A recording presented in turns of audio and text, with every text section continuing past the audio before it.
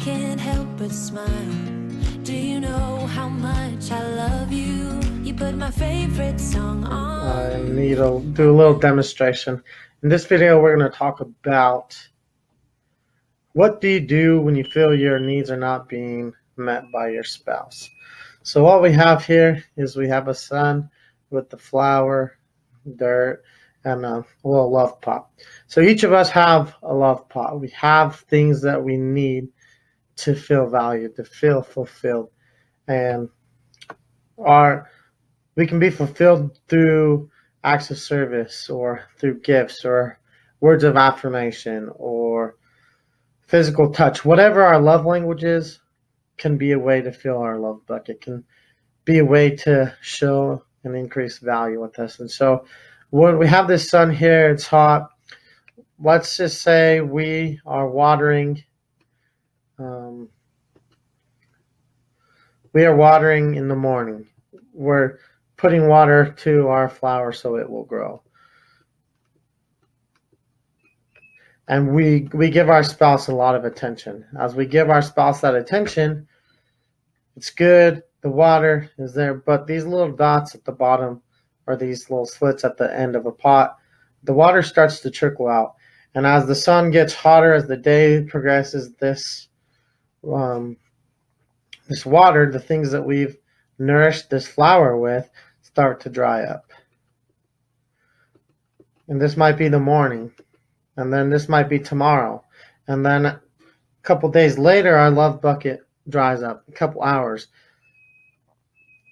You can see as this flower needs to continue to be nourished, so do we. So if we feel that our needs are not being met, here's a few things that you can do. Pinpoint individually why you feel the problem is existing. Why do you feel your needs are not being met? Is it because of a distraction? Is it because priorities are misaligned? Is it because your spouse just doesn't understand? They don't, potentially your spouse doesn't even know what needs you have or what needs are not being fulfilled. Is it a knowledge issue as far as they don't know how to meet the needs that you currently have? Is it a issue that they don't have the tools, resources, or understanding or equipment to meet your needs? For instance, with a health condition or something like that, if they don't have the knowledge or the tools to meet your needs, to give you the support you need, they won't be able to do that. And so in order to have your needs met, you have to be able to have good communication. In order to communicate effectively, before you have a conversation with your spouse, I want you to ask yourself a couple questions. How would things improve if my needs are satisfied?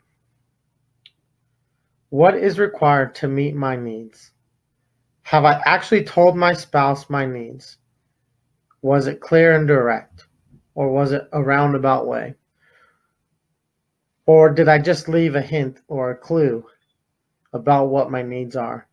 Myself, I'm not very smart, so if Jojo gives me a clue or something, we'll have to go on a scavenger hunt, I might miss the important details. And that's the same with your husband, your wife, your boyfriend, girlfriend, whatever it is, your partner, your significant other.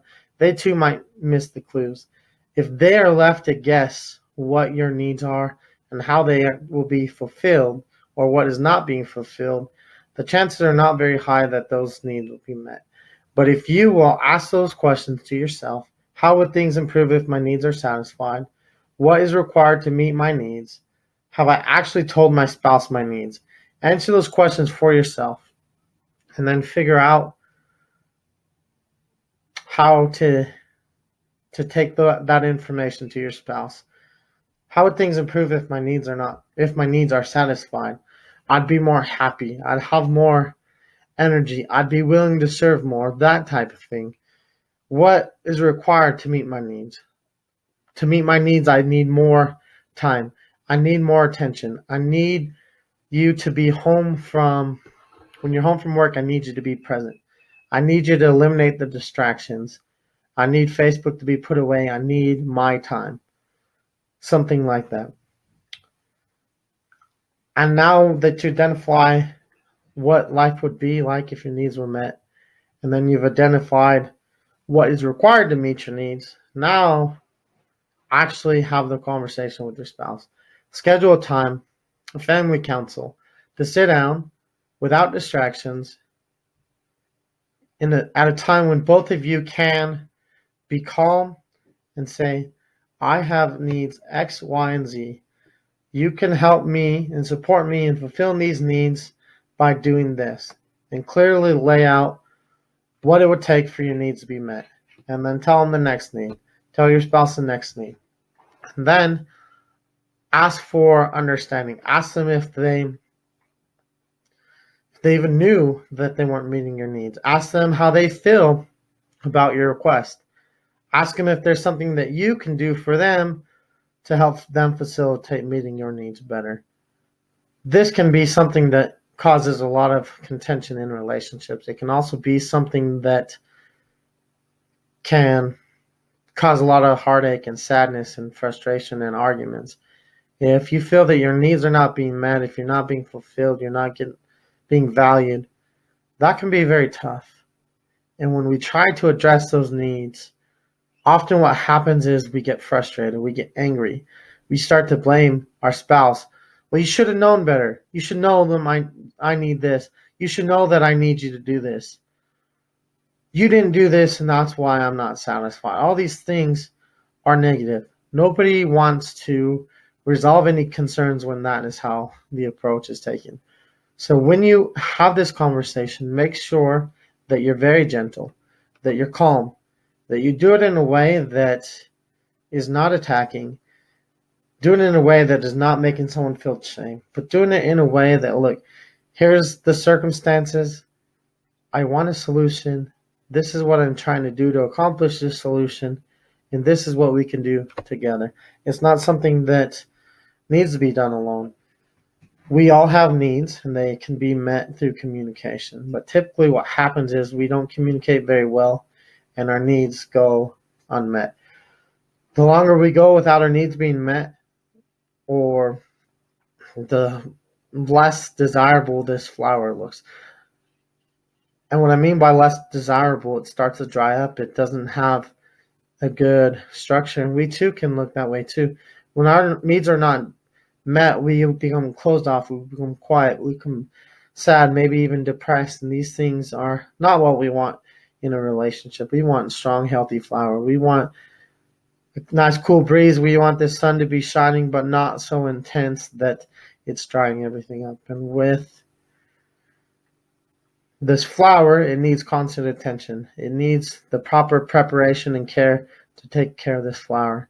And we, as an individual, need that proper care too. But it's up to us to tell our spouse what that care is that we need. We can't expect them to guess or know our feelings. They're not magicians. They don't read minds. Even if you feel that the clues you are giving are so obvious that there's no way they couldn't understand, tell them. Just tell them. Truly tell them.